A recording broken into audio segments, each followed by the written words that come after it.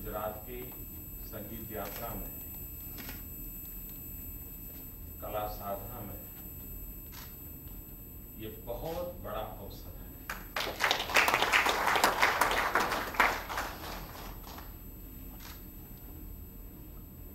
श्रद्धेय किशोरी जी, श्रद्धेय पंडित जसराज जी, राजन साजन, बंधु बेगड़ी, बहन परवीन सरकारा जी,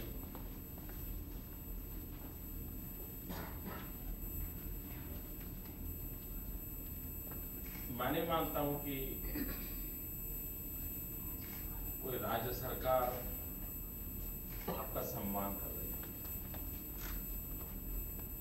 हकीकत यह है कि राज्य सरकार को आज सम्मान मिल रहा है, रहे हैं। ये मेरा सौभाग्य रहा कि मैं उस गांव में पैदा हुआ हूं जिस गांव का नाम संगीत से जुड़ा हुआ है।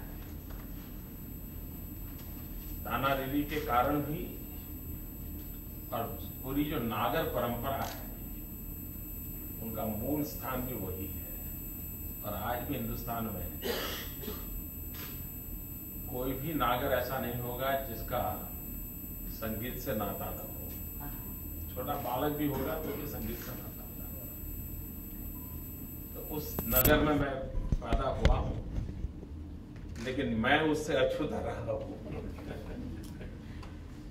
परमात्मा ने मुझे सिर्फ सुनने के लिए कान दिए हैं, तो मैं उसका लुत्फ उठाता रहता हूं। मैं स्वयं कोशिश करता हूं कि संभव हो तो इन समारोह में खुद जाऊं, लेकिन मेरी कुछ व्यस्तताएं बदल गई हैं, उसके कारण मैं जा नहीं पा रहा हूं। मैं हमारे मंत्री श्री का और विभाग का भी आभारी हूं कि यह सौभाग्य मुझे मिला आप लोगों के बीच इस रहने का। भारत के पास एक ऐसी अनमोल विरासत है, लेकिन पता नहीं क्यों हमने विश्व के सामने इसके उस रूप में प्रस्तुत नहीं किया है। और मैं हमेशा अनुभव करता हूं कि पश्चिम का संगीत शरीर को बुलाता है, हिंदुस्तान का संगीत मन को बुलाता है।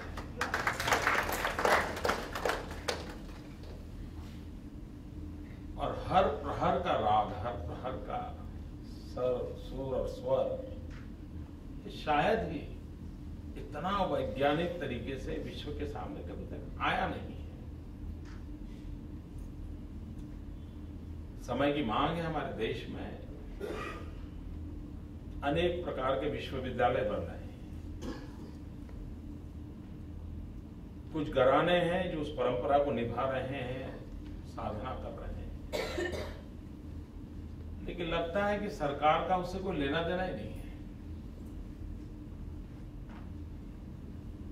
संस्कारों के कारण का हो या मेरी सोच के कारण का हो, मैं मानता हूं कि कला, संगीत, साहित्य यह राज्य पुरस्कृत होना चाहिए।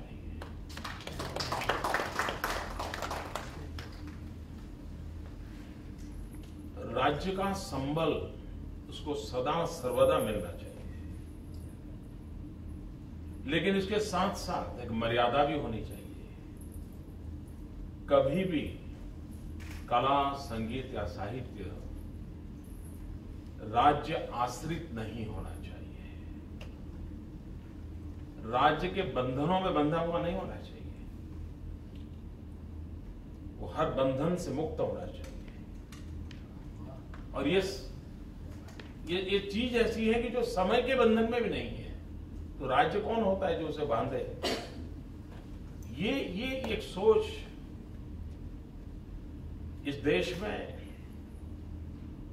मुगल परंपरा रही, हिंदू राजा रजवाड़े रहे, इन सब ने, कोई एकाध अपवाद हो सकता है, इन सब ने अपने कार्यकाल में हमारी इस परंपरा को बहुत शक्ति प्रदान की थी, बहुत शक्ति प्रदान की थी।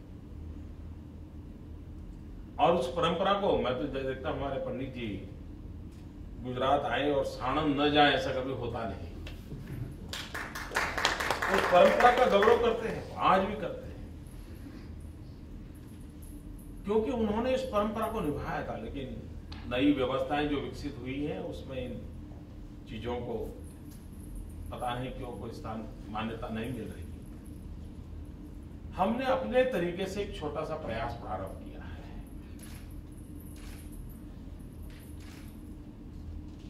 पंडित ओमकारनाथ जी की बात हो या तानाजी जी की बात हो, उसके कारण हमें एक अवसर मिला है। लेकिन मूल बात है, आज के समय में ये जो साधना कर रहे हैं, और ये साधना छोटी नहीं है, और किसी व्यापार धंधे में रुपये कमाने में शायद 2 घंटे में काम चलता होगा, इन्हें 365 दिन 12-12 घंटे तक अपने शरीर को, अपने मन को उसमें लगाए रखना, एक बड़ी योग से भी बड़ी बढ़कर के साधना है। उस साधना को इस देश के किसी भी कोने में जो भी कर रहे हैं, वे एक तपस्या है, वो ये सारे तपस्वी हैं, और इन तपस्वियों को सम्मान करना, उनके चरण छूना, ये हम सबके लिए गौरव की बात है, समाज के लिए गौरव की बात है। और राज्य जब इससे जुड़ता है तो समाज में नीचे तक बात पहुंचाने में सुविधा रहती है।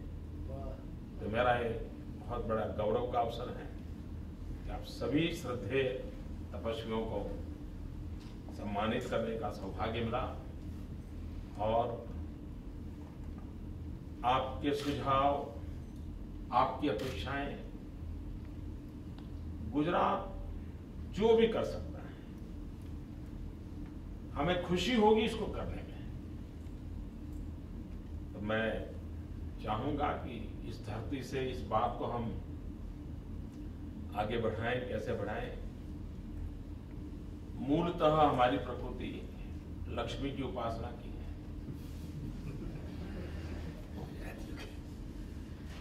सरस्वती के बिना लक्ष्मी का कोई मूल्य नहीं है, ये मुझे सिद्ध करना है।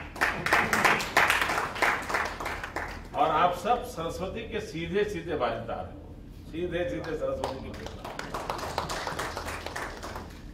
और इसलिए हम लक्ष्मी के उपासकों को सरस्वती के भी आशीर्वाद आपके माध्यम से मिलते रहे, ताकि हमारी शक्ति में इजाफा हो। तो मैं फिर एक बार आप सबको प्रणाम करता हूं, आपका अभिनंदन करता हूं।